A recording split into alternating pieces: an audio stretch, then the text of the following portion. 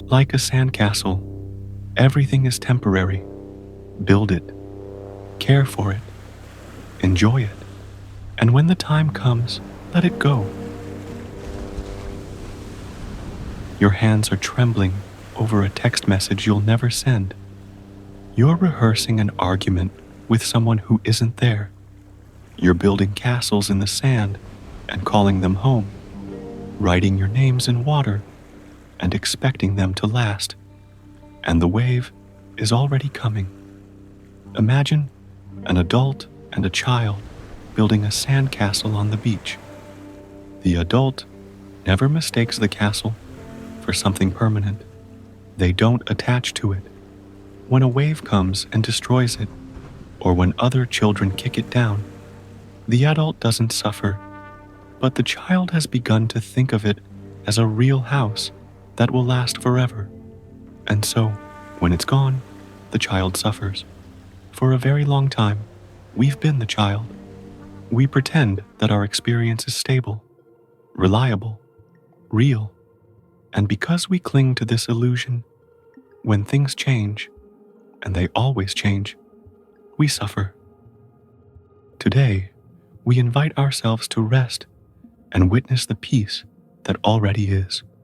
This contemplation offers a quiet space to dissolve back into your natural state, where nothing needs to be held and nothing can be lost.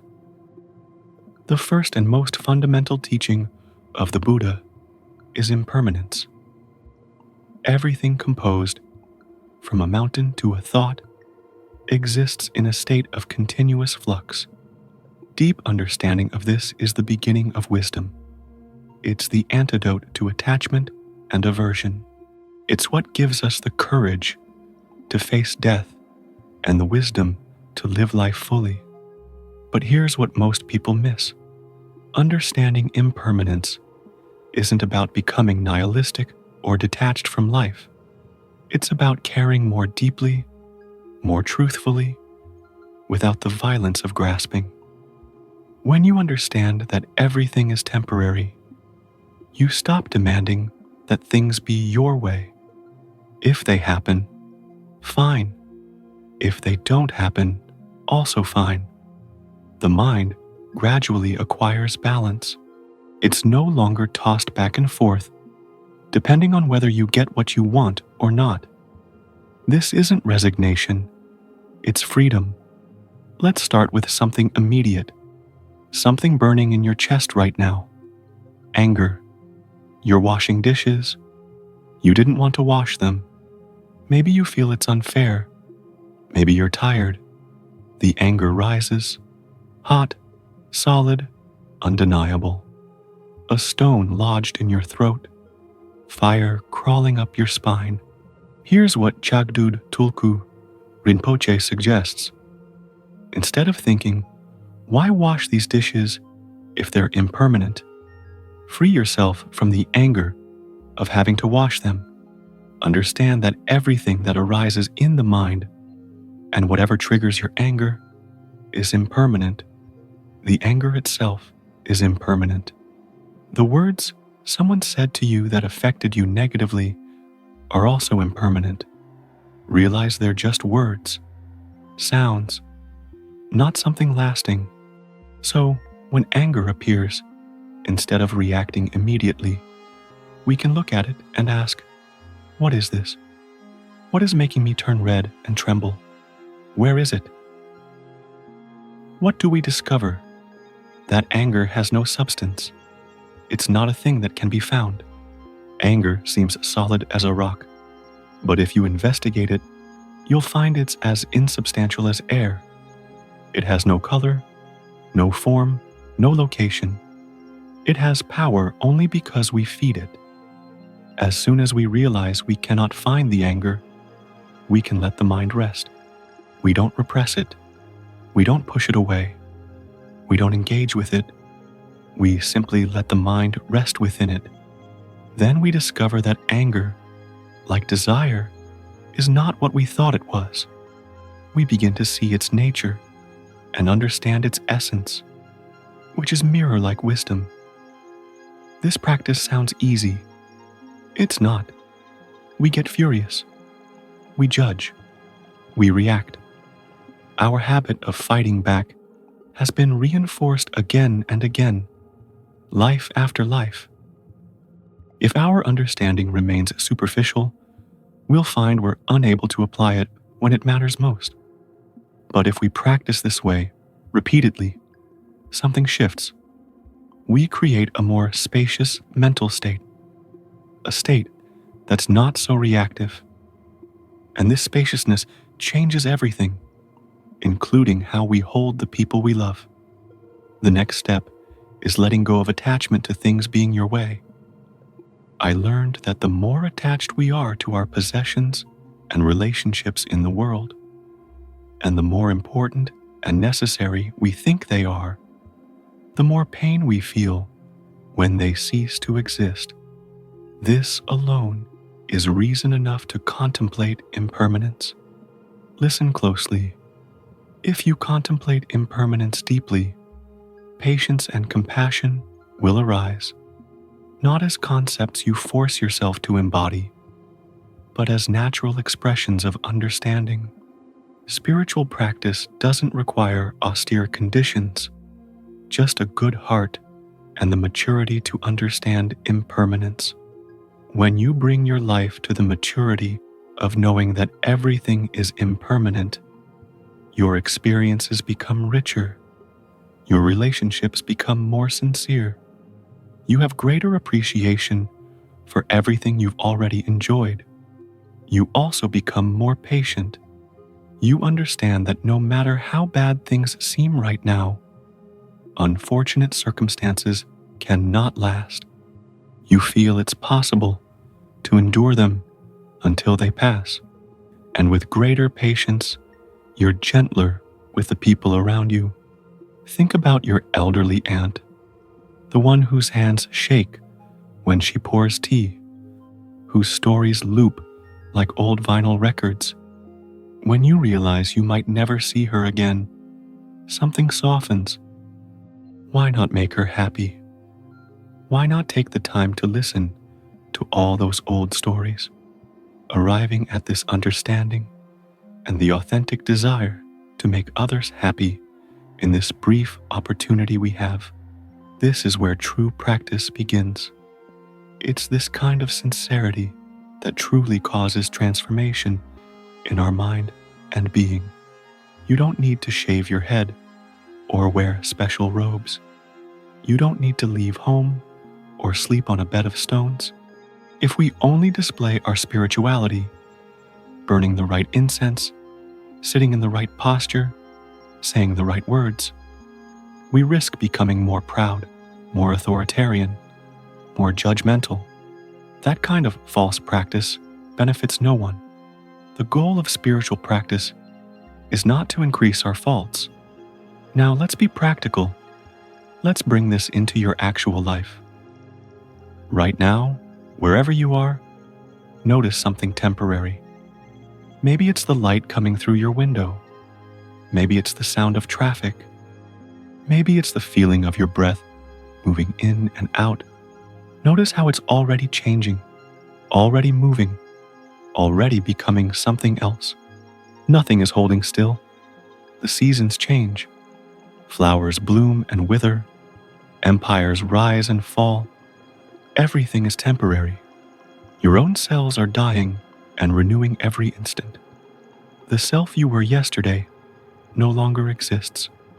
Everything, without exception, is a process. Breathe into that. Think about all the things that have changed in your life. The people who were here and aren't anymore. The versions of yourself you've already lived through and left behind. The beliefs you once held as absolute truth that you now see differently. The pain that felt unbearable, but eventually passed. Allow this truth to penetrate your heart until it becomes the lens through which you see the world. But here's the challenge. When we first hear these things, we might feel inspired. Hearing these truths warms us from within, makes us joyful. But it's a bit like covering a hole in our clothing with a patch.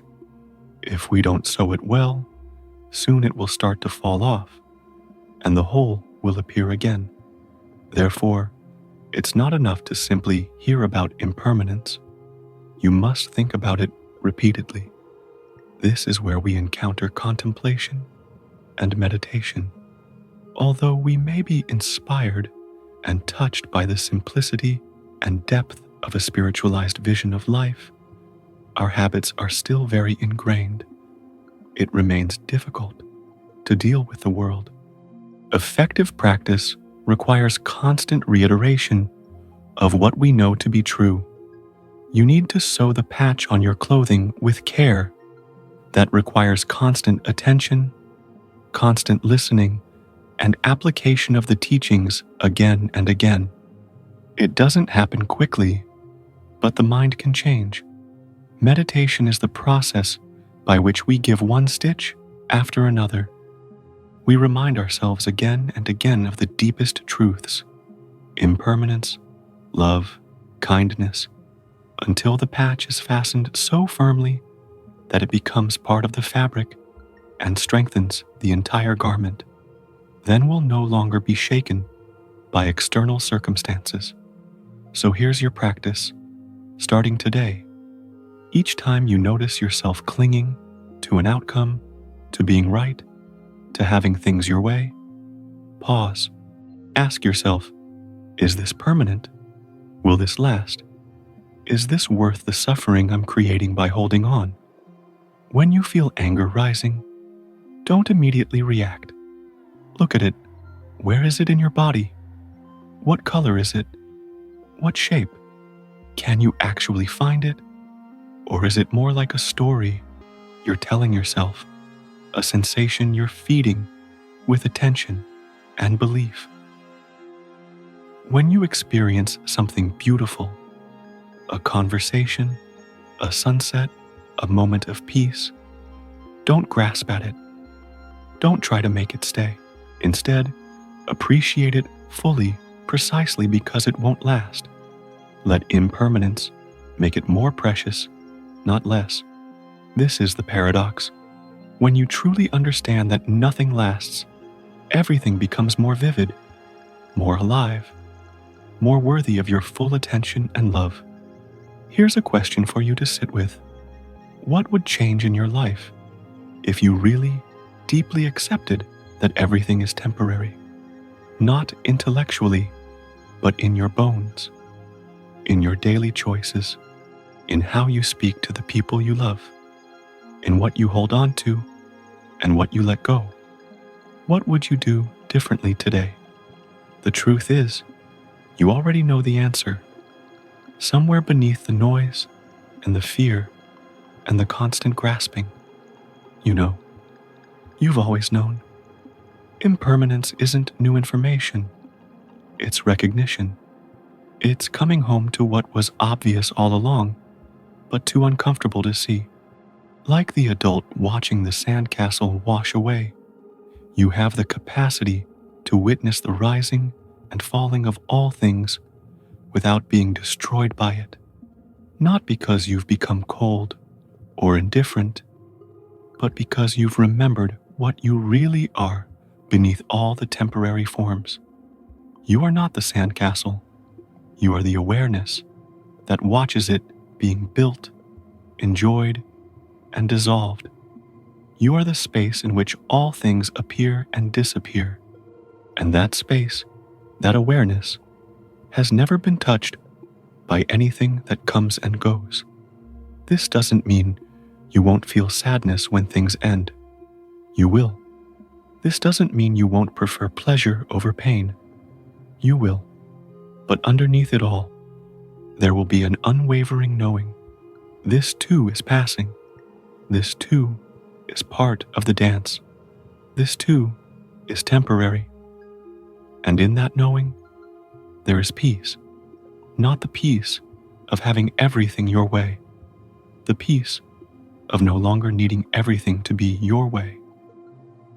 So build your sandcastles. Build them with love and care and full attention. Make them beautiful Enjoy them while they're here. Share them with others. Pour your heart into them. But when the wave comes, and the wave always comes, let them go. Let them go with the same grace and wisdom as the adult on the beach. Let them go knowing that impermanence is not the enemy. It's the teacher. It's the truth that sets you free. Everything, without exception, is a process. May you contemplate this deeply. May it penetrate your heart. May it transform how you hold every single moment of this precious, temporary, unrepeatable life. And may you remember again and again until it becomes the fabric of your being. Like a sandcastle, everything is temporary. Build it, care for it, enjoy it, and when the time comes, let it go. I'd love to hear, what are you holding on to that's ready to be released? Share your reflection below. If this touched something in you, there's more waiting in our journey together.